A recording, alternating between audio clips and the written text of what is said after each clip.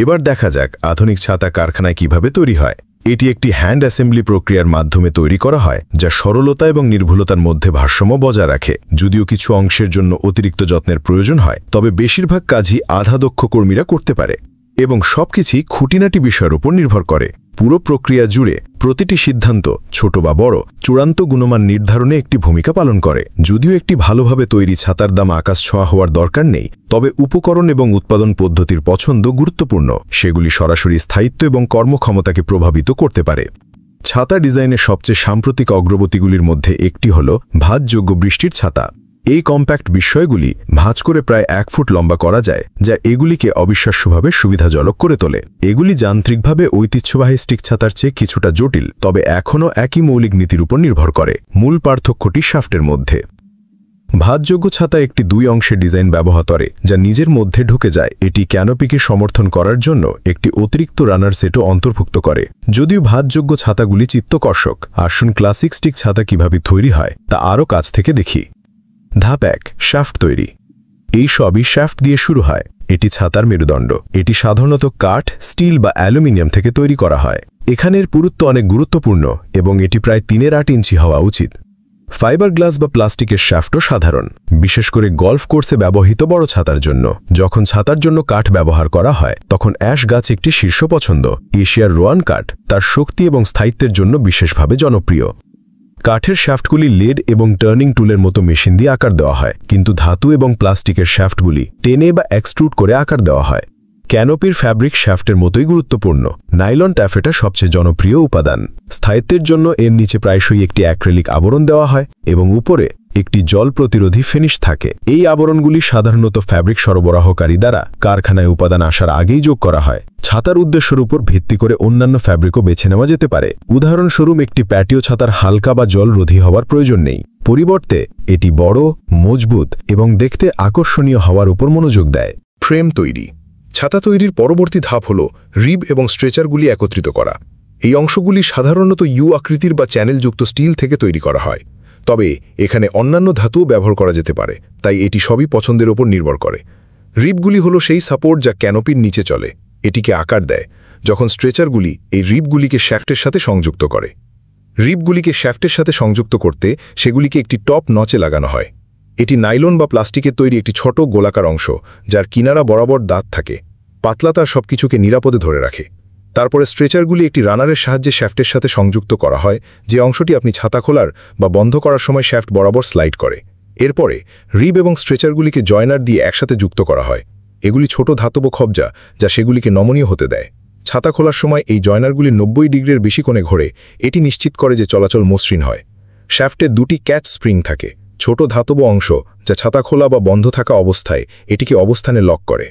ধাতব শ্যাফটের জন্য এই স্প্রিংগুলি ফাঁপা অভ্যন্তরে ঢোকানো হয়, কিন্তু কাঠের শ্যাফটের ক্যাচ স্প্রিংগুলি ধরে রাখার জন্য একটি ফাঁকা জায়গার প্রয়োজন হয়। ক্যানোপিকে উপরের অংশ ছাড়িয়ে স্লাইড করা থেকে আটকাতে উপরের ক্যাচ স্প্রিংয়ের ঠিক উপরে একটি পিন বা ব্লকিং ডিভাইস যোগ করা হয়। এটি নিশ্চিত করে যে রানারটি যেখানে থাকা উচিত সেখানেই থামে, যা ছাতাটিকে নিখুঁতভাবে কার্যকরী রাখে। ধাপ 3, ক্যানোপি তৈরি।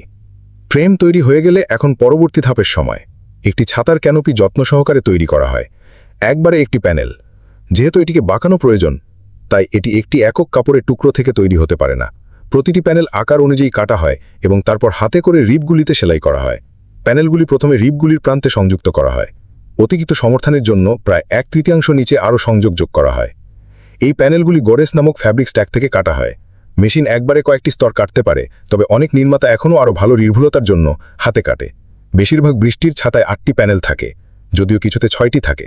এটি বাচ্চাদের জন্য বেশি সাধারণ। এছাড়াও এতে 12টি পর্যন্ত প্যানেলও হতে পারে।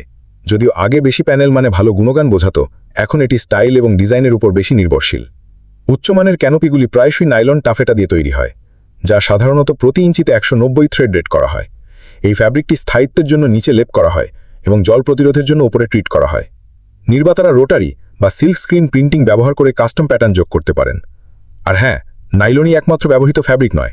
উদাহরণস্বরূপ, প্যাটিও ছাতাগুলি হালকা বা জল প্রতিরোধী হওয়ার চেয়ে স্থায়িত্ব এবং চেহারার ওপর বেশি মনোযোগ দেয়। ছাতার ডগা, যা ক্যানোপির মধ্য দিয়ে যায়, তা খালি রাখতে পারে বা একটি ফেরোলো দিয়ে ঢাকা থাকতে পারে, যা প্রায়শই একটি মেটাল অংশ। প্রক্রিয়ার শেষে হ্যান্ডেলটি শাফটের সাথে সংযুক্ত করা হয়। হ্যান্ডেলগুলি কাঠ, প্লাস্টিক বা ধাতু দিয়ে তৈরি হতে পারে। প্রতিটি একটি আনুষঙ্গিক অনুভূতি এবং নান্দনিকতা দেয়। হ্যান্ডেল তৈরি হয়ে গেলে এটি সাবধানে শাফটের সাথে সংযুক্ত করা হয়। উচ্চমানের ছাতাগুলিতে হ্যান্ডেলকে দৃঢ়ভাবে সংরক্ষিত করতে প্রায়শই শক্তিশালী আঠা ব্যবহার করা হয়, তবে কিছু অন্য ক্ষেত্রে স্ক্রুয়ের ওপর নির্ভর করা হতে পারে। এই ধাপটি নিশ্চিত করে যে ছাতাটি ধরতে আরামদায়ক এবং নিয়মিত ব্যবহার সহ্য করতে যথেষ্ট টেকসই। ধাপ 5, ছাতার গুণগান নিশ্চিত করা। কিন্তু ছাতাগুলি পাঠানোর আগে আরও একটি ধাপ রয়েছে। তাদের একটি পুঙ্খানুপুঙ্খ গুণমান প্রক্রিয়ার মধ্য দিয়ে যেতে হয়। এই ধাপটি নিশ্চিত করে যে প্রতিটি ছাতা নির্মাতার মান পূরণ করে। পরিদর্শকরা ক্যানোপিতে আলগা সেলাই, ভুলভাবে সাজানো রিব বা ত্রুটিপূর্ণ ক্যাট স্প্রিংয়ের মতো সমস্যা পরীক্ষা করেন। যে কোনো ছাতা যা মানদণ্ড মেনে চলে না তা গুণমান এবং কাস্টমার সন্তুষ্টি মেনে রাখার জন্য ঠিক করা হয় বা বাতিল করা হয়। ধাপ 6, ভাঁজযোগ্য ছাতা তৈরি। এখন যদি আপনি একটি ভাঁজযোগ্য ছাতা চান, তবে প্রক্রিয়াটি কিছুটা আলাদা।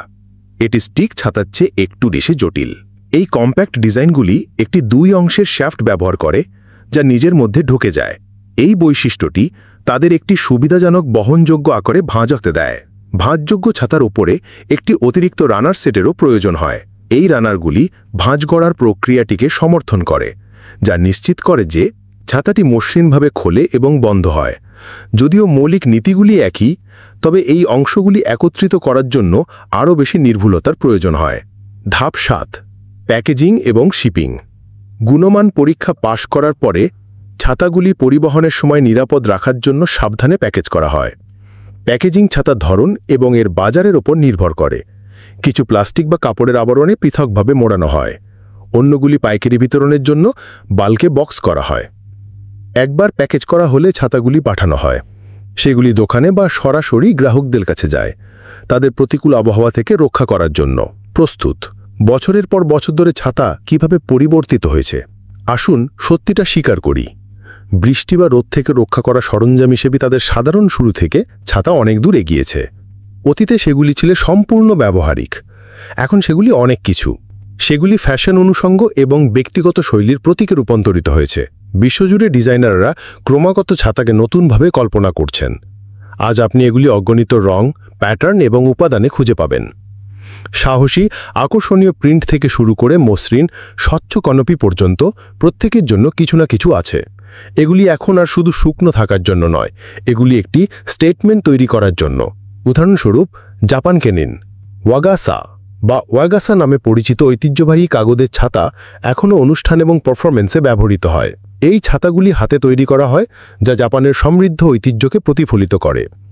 সেইভাবেই ভারতে উজ্জ্বল রঙের ছাতা বিখ্যাত ত্রিশূর পুরম উৎসবের কেন্দ্রবিন্দু।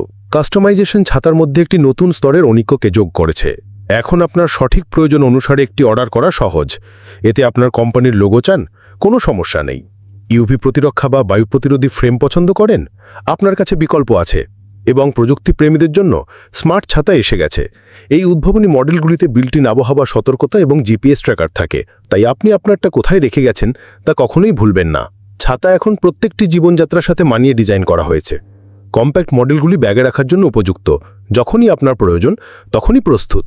বড় আকারের গল্ফ ছাতা সর্বাধিক কভারেজ প্রদান করে, আপনাকে এবং আপনার সরঞ্জামগুলিকে শুকনো রাখে। শিল্পে আরও স্থায়িত্ব। অনেক ছাতা সিনথেটিক উপাদান দিয়ে তৈরি, যা পচতে বছরের পর বছর সময় নেয়। পরিবেশ সচেতনদের জন্য পুনর্ব্যবহৃত উপাদান থেকে তৈরি ছাতা রয়েছে। যেহেতু আরও বেশি মানুষ টেকসই পণ্য চায়, এটি অবশ্যই সঠিক পথ। উইন্ডপ্রুফ ডিজাইন এবং স্বপরিষ্কার করে যাবে এমন কাপড়ও সাহায্য করে। এই সবই বজ্র হ্রাস করে। পরের বার যখন আপনি একটি ছাতা ধরবেন, তখন এটি কতদূর এগিয়েছে তা নিয়ে এক মুহূর্ত ভাবুন। টিআর শুধু বৃষ্টি থেকে রক্ষা করার একটি সরঞ্জাম নয়। আপনি ঝড়ের মধ্যে দৌড়াচ্ছেন বা আপনার পোশাকে একটি অনুকূল ছোঁয়া সহযোগ করছেন, আপনার ছাতা দারুণ একটি সংযোজন হতে পারে।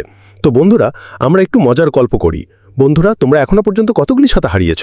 আমার তো অনেকগুলো। তোমরা কমেন্টে জানাতে পারো। তো আমরা ভিডিওর শেষ পর্যায়ে চলে এসেছি। সুতরাং তোমরা যদি অন্যান্য দৈনন্দিন জিনিসের পেছনে লুকানো গল্পগুলি উন্মোচন করতে চাও, লাইক করুন, সাবস্ক্রাইব করুন এবং কমেন্টে আপনার প্রিয় ছাতার কথা জানান। আসুন আমরা প্রতিদিন ব্যবহৃত জিনিসের আকর্ষণীয় ইতিহাস অনুসন্ধান করতে থাকি। পরেরটি পর্যন্ত দেখার জন্য সাবস্ক্রাইব করুন। আজকের মতো বিদায় নিচ্ছি। ধন্যবাদ।